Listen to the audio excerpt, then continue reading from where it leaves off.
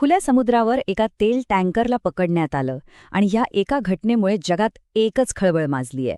ही घटना खरं तर एका मोठ्या जागतिक संघर्षाचं केंद्र बनली आहे.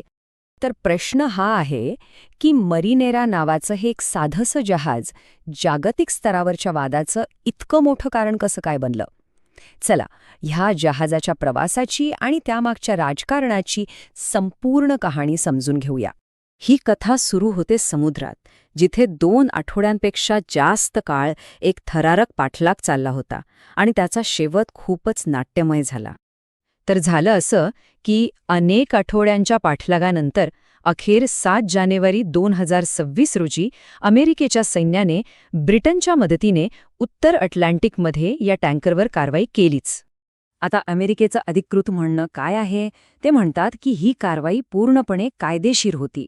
त्यांचं असं मत आहे की हे जहाज निर्बंधांचं उल्लंघन करत होतं आणि म्हणूनच कोर्टाच्या आदेशानुसारच त्यांनी त्याला जप्त केलंय.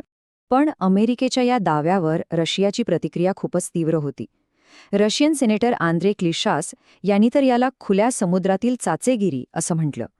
आणि इथेच खऱ्या अर्थाने संघर्षाची ठिणगी पडली. तर मग हे बेलावन नावाचं जहाज, ज्याचं नाव नंतर मरिनेरा झालं, ते नक्की आहे तरी काय? हे समजून घेण्यासाठी आपल्याला डार्क फ्लीट नावाची एक संकल्पना जाणून घ्यावी लागेल. सोप्या भाषेत सांगायचं तर डार्क फ्लीट किंवा शॅडो फ्लीट म्हणजे अशा जहाजांचं एक मोठं जाळं जे आंतरराष्ट्रीय निर्बंधांना बगल देण्यासाठी काम करतात. ही जहाजं कोणत्याही कायदेशीर चौकटीच्या बाहेर राहून गुपचूप तेल वाहतूक करतात.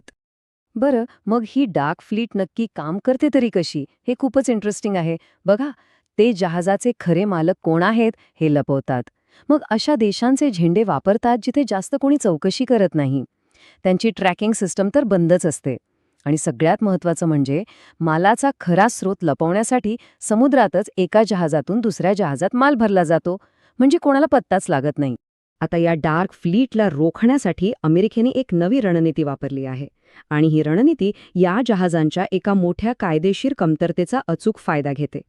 अमेरिकेने काय केलं तर त्यांनी अशा देशांवर दबाव आणायला सुरुवात केली जे या जहाजांना आपला ध्वज वापरायला परवानगी देतात. उदाहरणच घ्यायचं झालं तर गांबियाने एकाच वेळी तब्बल 70 अशा टँकर्सना आपल्या यादीतून काढून टाकलं. या सगळ्यामुळे झालं असं की या जहाजांची कायदेशीर ओळखच धोक्यात आली.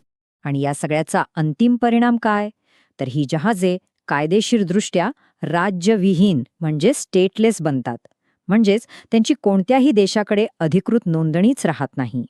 आणि इथेच खरा डाव आहे. आंतरराष्ट्रीय सागरी कायद्यानुसार स्टेटलेस जहाजाला कोणतंही कायदेशीर संरक्षण मिळत नाही. कोणीही त्यांना आंतरराष्ट्रीय समुद्रात अडवू शकतं आणि जप्त करू शकतं. याच नियमाचा आधार घेऊन अमेरिकेने याआधी स्किपर आणि एमटी सोफियासारखी जहाजे जप्त केली होती.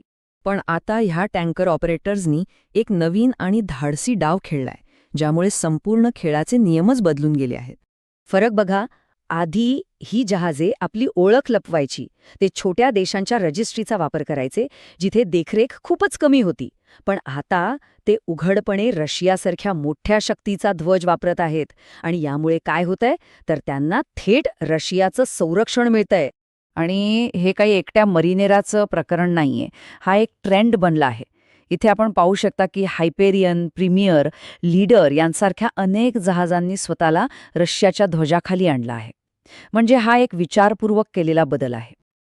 आता मरिनेराच्या त्या नाट्यमय प्रवासावर एक नजर टाकूया. नोव्हेंबरमध्ये हे जहाज ओमानमधून निघालं.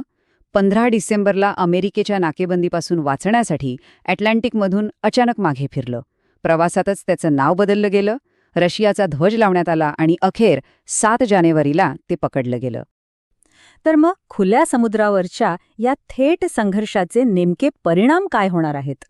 ह्या सगळ्याचा अर्थ असा आहे की आता निर्बंध चुकवण्यासाठी लपून छुपून काम करण्याऐवजी थेट एका मोठ्या देशाचं संरक्षण घेतलं जात आहे.